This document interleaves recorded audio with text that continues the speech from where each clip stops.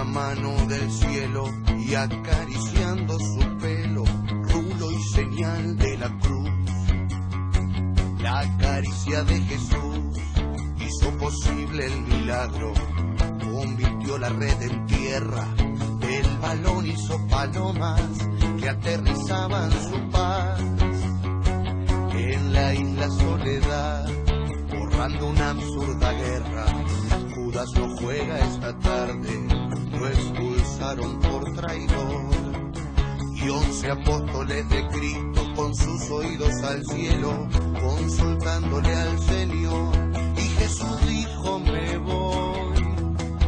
De tácticas ya no hablo, pero un consejo les doy.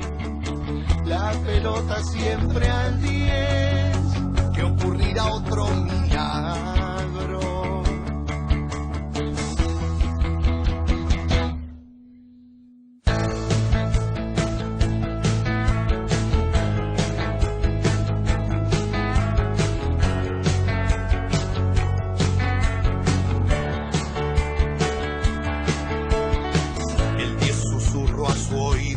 Novia eterna, ven conmigo, te llevaré de paseo, que nos verá todo el mundo y sabrán cuánto te quiero.